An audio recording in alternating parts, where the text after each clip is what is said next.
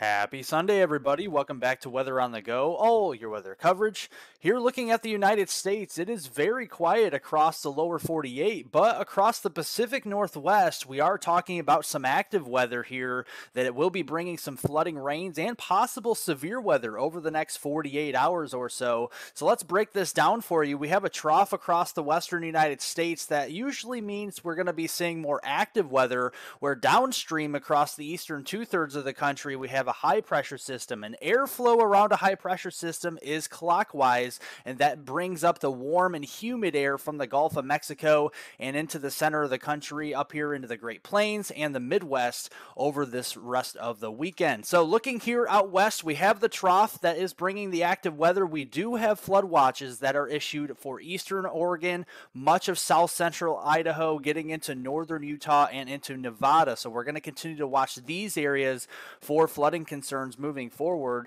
This afternoon, we're watching out for scattered showers and thunderstorms with locally heavy rainfall here and possible severe weather. Some of these storms could have severe thunderstorm warnings on them with 60-mile-per-hour wind and some quarter-size hail, especially down here toward Nevada. And then as we go into tonight, we're going to see more numerous coverage of showers and thunderstorms from Montana all the way down here through Idaho, western Wyoming, getting in toward the Salt Lake City area there in Utah, and then back down as far south here as maybe the Las Vegas region or just north of there throughout tonight. And as I mentioned, there is a severe weather threat with this as well. The Storm Prediction Center has a level 2 out of 5, a slight risk in the yellow.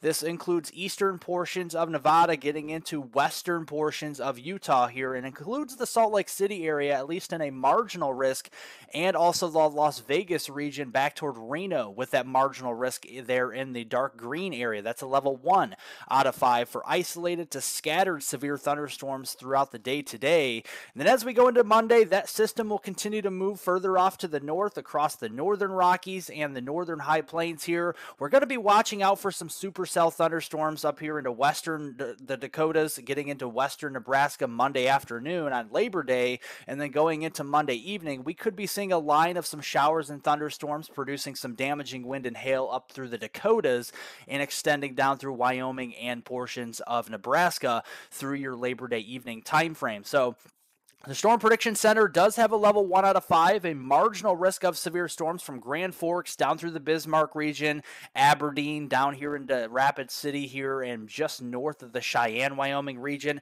Wouldn't be surprised if this got upgraded to a level 2 out of 5, a slight risk that you see with the yellow maybe by tomorrow's update, but just watching out for some isolated thunderstorms with damaging wind and hail up across those areas for your Labor Day time frame.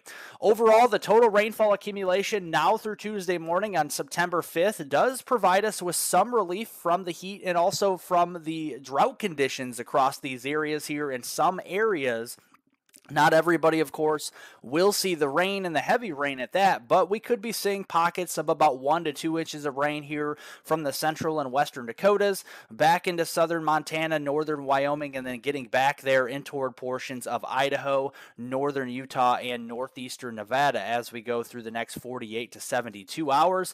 And we are keeping an eye on the flash flooding threat. We do have a slight risk of flash flooding back here across the Rockies through your Labor Day time frame, and then Labor Day into Tuesday, we do see that slight risk extending up there into southern Montana and northern Wyoming, with that marginal risk extending eastward into the Dakotas as we go through Tuesday time frame.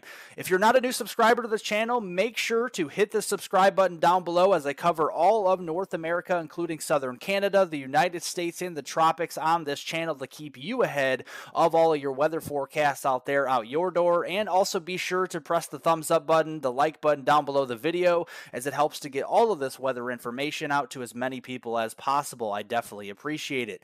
So looking here at the heat, we do have on Labor Day the high pressure centered across the southeastern United States. It will be pretty hot for Labor Day for most areas east of the Rockies and across the southern tier of the United States, with that trough continuing to dominate the weather here across the northern Rockies and the Pacific Northwest for your Labor Day time frame. So temperatures up there will be much cooler. Getting into midweek, we get back into more of a summertime pattern here, and I know we've seen a lot of heat down here into Texas. Bear with us, folks. We have another heat wave coming here for portions of Texas by the middle of the week with a strong stronger high pressure system that does begin to build from northern Mexico into New Mexico and then into West Texas on Wednesday. And that begins to slowly expand further into North Texas, getting into Oklahoma, maybe as far north as southern Kansas as we go to the end of the week on Friday, September 8th. So we're going to continue to see the heat build across those areas, whereas the trough that was in the Pacific Northwest will ride over top of that ridge and into the Great Lakes region as we go through later on the week. That will provide them with northwesterly flow and cooler temperatures across the upper Midwest and the Great Lakes, the Ohio Valley, and into the New England region as we go later on this upcoming week. So taking a look at those high temperatures on Labor Day tomorrow on Monday, this is September 4th. You can see high temperatures really widespread into the 90s. We could see some triple digits here, some triple digits there, especially across western Oklahoma and North Texas. Very dry soil down here, so no surprise we're seeing a 102 reading for a high temperature in Wichita Falls there on Labor Day. As we go into Wednesday, we do have that trough that's going to be moving over top of that ridge, so that's going to bring a cold front trailing along with it down through the Midwest and into the Ohio Valley. Behind that, we have cooler, more stable air, so that's going to cool us down across those areas. A nice cold front up here, folks.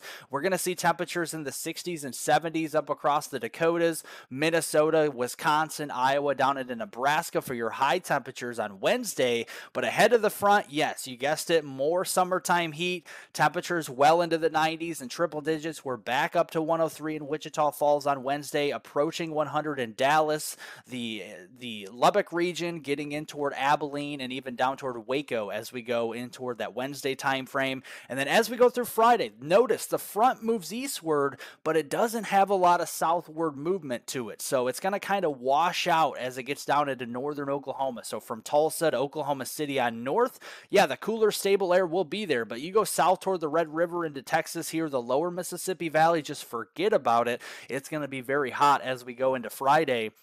And here are your high temperatures across the United States and southern Canada on Friday. It's cool up in southern Canada here. It's cool across the Pacific Northwest in the northern tier, but it is very hot down here with that expanding high pressure ridge across Texas, the Red River, and into Oklahoma. And just zooming this in, folks, 107 there in Wichita Falls, 104, 105 degrees in the Dallas-Fort Worth area there, up to Denton, Texas, Tyler, Texas, 102, the Houston region approaching 100, 98, 99 down there, 100 in Waco, and even 97 down into the San Antonio region. So it will be hot. The heat will be on for Friday across these areas. And just remember, the difference between heat exhaustion and heat stroke, remember to review these symptoms as well. And if you see anybody that has confusion, dizziness, or becomes unconscious, call 911 immediately. Move that person to a cooler area and apply with water or ice. Heat stroke is very serious, folks, so make sure to stay cool, stay hydrated with water and electrolytes out there, and stay informed on the weather as well. But moving forward with the precipitation front over the next week through next Sunday on Sunday, September 10th, we're just not seeing a lot of rainfall here. The active weather will be over top of that ridge across portions of the northern United States and southeastern Canada. We could be seeing a nice dumping of rain at times across Ontario into Quebec there with a couple inches of rain going through next week. But other than that, we're just not seeing a lot of rainfall further to the south. That dominating heat, that dominating ridge of high pressure will be there, and that's going to create a lot of sunshine and a lot of opportunities for heat to build across these regions and less opportunities for rainfall. So looking at the drought, unfortunately, we're going to be seeing this expanding. I do fear in the next update, we're going to be seeing more of this extreme and severe drought in the orange and red really start to expand for the upper Midwest, the Central Plains, and down here to the south. I do see this actually expanding with the exceptional drought even into southeast Texas and southern portions of Louisiana here with the next update as we go towards Thursday time frame. Turning to the tropical weather update, there are a couple tropical storms over here into the North Atlantic. We have Gert and Katia. We are watching a couple of tropical waves moving off of Africa here. with the most bullish and one to watch would be an 80% chance probability from the National Hurricane Center here in the main development region, and it does have its eyes set there right now on the at least the northern Lesser Antilles, going towards that later week time frame. So keeping an eye on this right now. It is starting to organize as a tropical wave out here well out to the open waters of the North Atlantic, and you do see this is on Monday, Labor Day. This is tomorrow. We're already starting to see the pressure lower here. This will press westbound, still in the open waters of the North Atlantic on Wednesday, down to a 999 millibar low, probably a tropical depression or tropical storm at this point. And then as it approaches the Lesser Antilles, maybe just the northern islands or just north of those areas, on Friday, the September 8th time frame, this is likely going to be a hurricane already at a 982, probably talking about a Category 1, possibly a Category 2 hurricane already as it approaches those islands. And looking at the ensemble guidance, we always look at the ensemble guidance when we go beyond 7 and 10 days out here. This is the European Ensemble Guidance, the EPS, and it shows all the members clustering up where that center of low pressure will go beyond Friday. So this is on Sunday. This is a week from today, and we are seeing this here moving just likely to the north of the Greater and Lesser Antilles into the Western Atlantic. And from there, as we get into the middle of next week, we have a lot of different solutions here. We could be seeing this move westbound toward the Bahamas, and then, or it could just turn north into the Western Atlantic and up toward Bermuda. But our friends in Bermuda, our friends in the Bahamas, the Greater and Lesser Antilles, we will keep an eye on this forecast for you over the next several days to keep you ahead of the storm, because there certainly will be some type of hurricane out here as we go into next week. Looking at the water temperatures, this is concerning because we could start to see more of a stronger system here develop. We haven't had a lot of systems in the Caribbean or in the Western Atlantic for very long this season. It's boiling in the Gulf of Mexico here. It's boiling in the MDR. So this system right off the bat is just going to have a lot of fuel to work with here, and it's going to have fuel all the way up until it reaches the northwestern Atlantic. So that will be something to watch over the next few days. And we also look at the Eastern Pacific Ocean on this channel. We have a 90% chance of a development area there just south of Mexico over the open waters of the Eastern Pacific, lowering the pressure tomorrow in this area on Labor Day to a 1009 millibar low, probably still just an open wave by Monday, getting into tropical depression status maybe by Wednesday the 6th, and then by the time we get in toward Friday, as it moves away from North America, away from Mexico, away from the Baja of California there, it's going to strengthen to a tropical storm, maybe a Category 1 hurricane at the very most here as we go into that time frame. So that will be something to watch. Watch out for some rip currents, some stronger waves crashing into western Mexico and the western Baja here toward later next weekend. Otherwise, just really not seeing very much direct impacts from the system across portions of Mexico or the Baja. So, but looking at the Atlantic Ocean, it is approaching the peak of the hurricane season. In the next couple weeks here, we are approaching the peak of hurricane season. So this is the time of year we have to look out for the hurricanes there. And we are in the peak of hurricane season in the Eastern Pacific Ocean. So both basins, the Eastern Pacific and the North Atlantic, are approaching or in the peak of the hurricane season right now. So make sure to stay prepared and stay alerted for storms across those areas. If you want additional weather forecast updates, hit the description down below the video and follow me on Twitter or X at hweather420. I do post on that platform very frequently throughout the week, especially within hurricane season here, to keep you ahead of the storm.